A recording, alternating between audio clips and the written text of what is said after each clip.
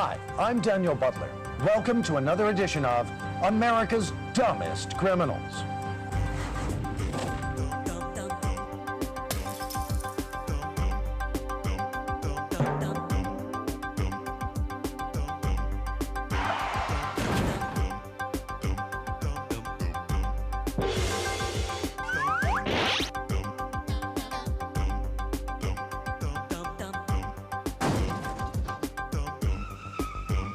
On this episode of America's Dumbest Criminals. A hemped-up hoodlum in Helping Hands. A roving rover in Walked Dog, Curbed Brain.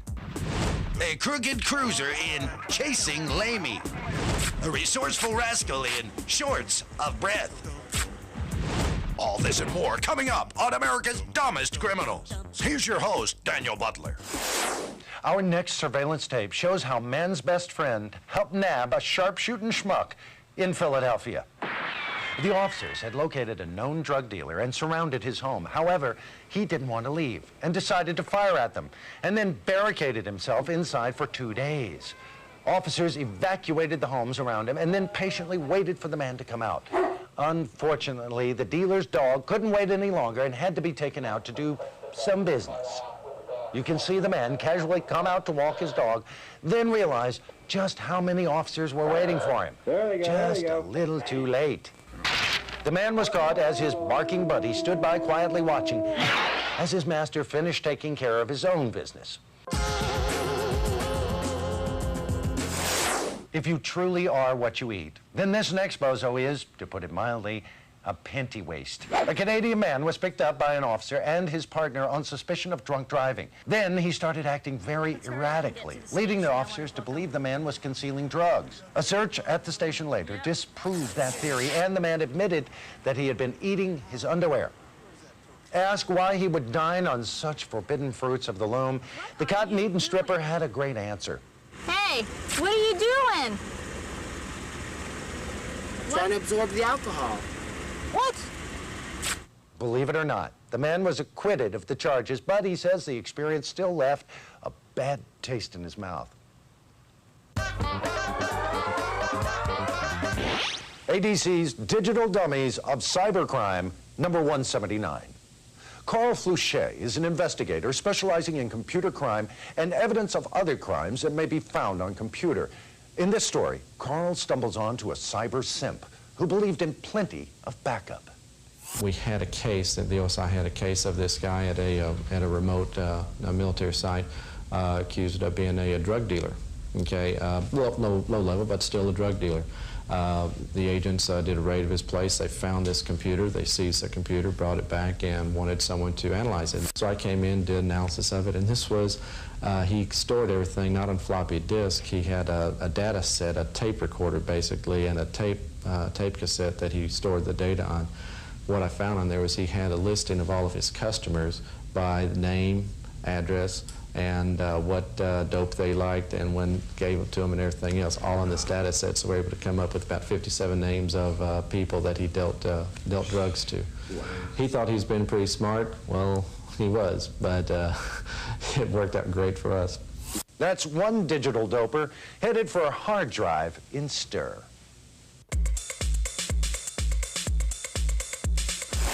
When stopped by the police, it's always wise to be as cooperative and pleasant as possible. This particular dumb criminal went way beyond the call of duty. An Arizona officer trailed a reckless driver and pulled him over. The drunk driver was very helpful as he attempted to look for his license and pulled out a handful of items. He asked the officer if he would mind holding some of his stuff while he kept looking. The officer said sure, and he carefully separated the bags of pot from the pills and waited patiently for the hapless suspect to find his license. The goon was very excited when he found his license and handed it to the officer, who politely put the suspect under arrest for DWI and possession of the numerous narcotics that he had been asked to hold by the friendly fool. Most people, when stopped by the police, protest innocence. Officer, what was I stopped for? You must be mistaken. I wasn't doing anything wrong. Well, this motorcycle moron already knew he was wrong. He had done the crime, done the time, and then start it all over again. A couple nights ago, I was driving down I-30, and I noticed the motorcycle in front of me, the registration expired over a year ago. He approached the biker and was presented with no excuse, no explanation. As soon as he pulled over, he got off his motorcycle, threw his hands up. I'm not going back to jail. I'm telling you, I'm not going to jail. I'm saying, sir, calm down, calm down. You know, I didn't say anything about you. You're going to jail. I stopped you because your tags are expired. He says, I just got out of jail. I just left the jail. I don't want to go back. So I asked him, said, what'd you go to jail for? He said, well, my license is suspended. So, of course, his driver's license is suspended. I arrested him again, and he went right back to jail. Ah, freedom. If only for an hour. Freeze! Drop the remote. We'll be right back. And now, Crimes of the Week with Daniel Butler and Beaumont Bacon. I'm Daniel Butler, and this is the alluring and appealing Beaumont Bacon. Thank you, Daniel. That's very sweet. It's very Southern of you to say that. Thank you. Well, how about this guy from Columbia, South Carolina? He was under suspicion of illegal drug trafficking and had been set up to make a deal at a local fast food parking lot. However, when he suddenly realized that he was negotiating with officers, he rammed their vehicles and sped off. So much for Southern hospitality. Exactly. Things seemed to be working out for him, though, until he hit a phone pole, overturned his car, and then tried to flee on foot. You can't keep a dumb criminal down. Or out of custody. He quickly scaled a nearby chain link fence and dropped right down into the county police compound. Well, that was just gosh darn nice of him, wasn't it? Yep. Maybe he made friends with our next moron here. He was serving a sentence for shoplifting and had been placed in a work release program and assigned to community service with the county parks. Well, doing something productive like shoplifting some of the garbage off the ground and stashing it in a dumpster. Well, see, that would have been productive, and he was actually more productive. He managed to spend a lot of his time servicing a thriving patch of 21 marijuana plants that he had personally cultivated in a nearby field. That field happened to be about 150 yards from the police station. Dumb. Big time. Yeah, well, let's take a look at this backyard bozo, whom we've nominated as the Idiot of the Week. Now, we all have those nights when we just don't feel like cooking. No. So we hop in the car and search for some food to go. However, for dumb criminals, this can take on a whole new meaning. Steal a meal. Exactly. Yeah, a South Dakota punk had a hankering for a couple of big, juicy steaks. Giving the premise of potluck a new meaning, he decided to stop by someone's home and grab their entire barbecue with the steaks still cooking. Well, that saves time, though. Yeah, I guess. But a neighbor called the police, who didn't have much trouble finding the meathead. Seems that a few miles down the road, his car burst into flames, and the fire department had to be called to put it out. The local police, of course, grilled the suspect and then gave Starvin' Marvin a lift into the back of their squad car. Well, it just goes to show you can't steal your steak and eat it, too. Not in the trunk. No. Criminals are used to hearing you have the right to an attorney or one will be appointed for you. But this dumb criminal decided to take the law into his own hands and ended up strangling himself. Our determined Dumbo had broken into a local courthouse and stolen a variety of office items. When he was caught, he denied it and wanted to represent himself in court. Uh-oh. The lawyer asked the court clerk if she had locked all the doors and windows that night, and she said she had. And were the windows open? No. They were not. Okay. Then Scary Mason stepped up to cross-examine her with a smile on his face. All these windows were locked? Yes. Then how do you explain I came through that window? It was unlocked. He didn't get to use his closing argument since he had just placed himself at the scene of the crime. Our legal eagle had his wings clipped and was assigned to a secure cage just down the hall. What makes a dumb crime really dumb? Well, a really stupid getaway helps. Check out this getaway gaffe. These two clowns broke into a business, but couldn't break into the safe. So they took the safe with them. That is, they tried. Unfortunately for these two bozos, the safe was too big to fit inside their trunk. Luckily, they had a great defense. Who, me? What safe? How did that safe get into my trunk? Boy, it's a good thing the officer spotted that stray safe, or it might have followed them all the way home. Coming up next on America's Dumbest Criminals. Come on! Jose, I used to take care of you! I can't believe it! Hands off! Stop, or I'm gonna send the dogs! dog neigh afternoon. And caught by a mouse. You have the right to remain seated. Kids, are you looking for a job? Here are a few helpful tips for your job interview. Dress neatly, offer a firm handshake, and don't steal your potential employer's bicycle. The owner of a video store in Valencia, California, had just taken an application from a guy who proceeded to leave the store with the owner's bicycle. However, he didn't realize that his crime was caught on tape from inside and outside the store. I mean, it was a video store. With his application on file, with his correct address and personal information intact, the police had no problem locating our little hot-wheeled hoodlum. These two gourmet goofheads were feeling a little hungry, so they ordered a pizza to be delivered to, where else? Their own apartment. When the delivery guy arrived, they waited for him to give up knocking, and as he turned to leave, they jumped him, taking the pizza and some cash. The police were notified, and all they had to do was go to the address on the order form. What's the problem? Could you step outside? I'd like to talk to you. With pizza shoved fully into their pie holes, the jerks were pulled out of their apartment and into a waiting police cruiser. Don't you need some kind of evidence? This one, I'm sorry? We have the evidence right there. It's the pizza. And delivered quickly to the station in 30 minutes or less. You know, it's one thing to save money on disguises, but these guys went to the extreme.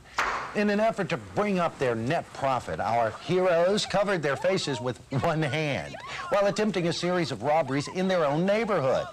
But a woman quickly saw through their little scheme. Recognizing one of the boys from her neighborhood, the woman was able to give the police a perfect description and address of the peekaboo robbers. The guys were soon handed over to the police and slapped with some jail time. You know, there aren't many things in this life that are free. But when we come across them, it's human nature to take advantage of it. And for this dumb criminal, it turned out to cost him a bit more than he thought. After dropping off a criminal for booking, two officers relaxed by their car and took a little break. They noticed a shady guy approaching and decided to have a little fun with him. How you doing, sir? They called the guy over and told him that they were providing free warrant checks for people that day. A warrant check? Yeah. All the guy had to do was give them his driver's license, and they would run it and let him know if he had any outstanding warrants, absolutely free. The guy seemed to think that this was a great idea and handed over his ID. One officer went to run the check while the others stayed and talked with the chump. It turned out that the guy did, in fact, have a parole violation warrant, so they arrested him. Is this another test? It's a test, yeah. Actually, you passed. However, they assured the perplexed perp that they planned to keep their word. They still weren't going to charge him anything for running the warrant check.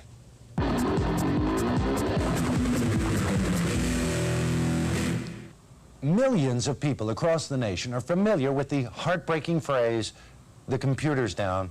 But there's only a handful of high-tech, low-brain crooks who have been brought down physically by a computer. Here's a file on how one dummy got downloaded straight to jail. In Vancouver, British Columbia, an officer was involved in a foot pursuit with a man who'd been attempting to steal a computer. The hard-driving hood got a good head start and might have gotten away, but just then the officer got some timely technical support. The thief was tripped up by the computer's mouse and quickly captured and arrested. I hate computer crashes, don't you? As we say here at ADC, crime does not compute. You step away from the remote. Kids, if you don't go to school, you won't get smarter. And if you don't get smarter, you might just wind up on this show. Like these kids from Hawaii who hopefully learned their lesson and won't be making an encore. An officer on the Honolulu PD was sent to a field where some students were playing hooky. When they spotted the lawman, the truant teen started to run away. The officer realized that he wouldn't win a foot pursuit, so he sent in the hounds. Sorts. Stop, I'm gonna send the dogs! Stop, you better stop! Hey, Bob, they're coming your way! Get the dogs ready! Of course, the no-class kids fell for the old invisible dog trick and were taken into canine-less custody. Hopefully, they learned their lesson, will remain obedient, and go to school. Balancing your checkbook can be a frustrating experience if you don't keep all your records. This dumb criminal forgot about one check and bounced himself right into the slammer. One Sunday afternoon in Baton Rouge, Louisiana, a cheesy guy walked into a local pizza joint and started grilling the clerk about different selections. Then this pepperoni perpetrator wrote a note that said, "Give me the money or I'll shoot you," and handed it to the clerk, who quickly complied. The knucklehead fled the scene, ditching his shirt, thinking it would make it harder for the police to identify him. But they didn't need his shirt, because he had written the holdup note on one of his own personal checks. They had his name, address, and phone number printed right on the front, just like the numbers he has printed on the front of his prison uniform now. High-speed chases are a nuisance to the police and obviously to really dumb criminals, as you'll see in this footage from Talladega, Alabama. An officer and his supervisor had been pursuing a car for over 8 minutes at speeds exceeding 90 miles per hour. As the cars turned a corner, the officer in front initiates a rolling roadblock to slow the dimwit driver down. This obviously frustrates our pedal-to-the-metal moron who motions to the car in front of him to move, as if to say, "Get out of my way. Can't you see the cops are chasing me?" The defeated dodo finally stops the car and gives up, proving once and for all that his arm was not as strong as the long arm of the law.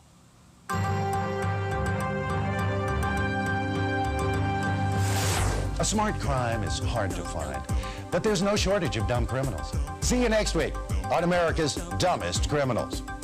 On the next episode of America's Dumbest Criminals, taggers get lights, camera, busted. Give me the money. A gutsy gal tries applying herself. This is really stupid. A crook gets all dressed up.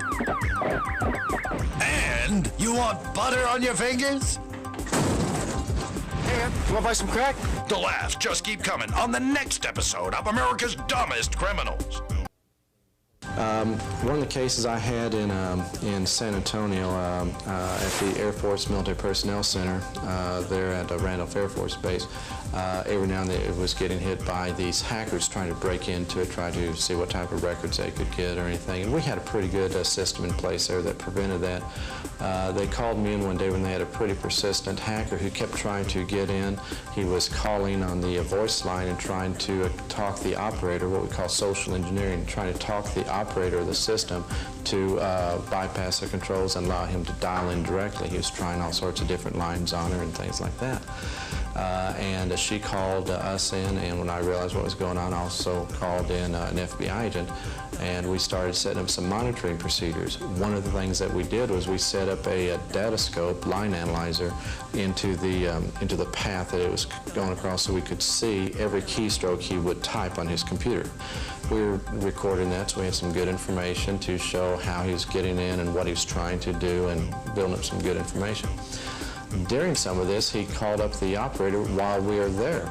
And so the FBI agent and I both, kind of fed notes and everything, keep the guy on the line, have him describe for you what he's done and how he's doing and things like that, just try to get some information. Maybe he'll incriminate himself. What was interesting on this was at one part, we had her to ask him, "Aren't you afraid of the police or the FBI, finding out about you?" Because he'd been bragging about all these systems he'd broken into and all these files he had stolen and downloaded and credit cards and everything else. And the guy sent back to her, or talked back to her rather, that no, he wasn't afraid, because he kept all of the files that he needed to do this and all the information on just a few floppy disks, and he kept them in a hole in the wall behind his bed, behind the headstand. So if the FBI ever came to investigate or something, they wouldn't find it there. And he's saying this, and the FBI agent and I are right there both looking like, okay, we know where to look now.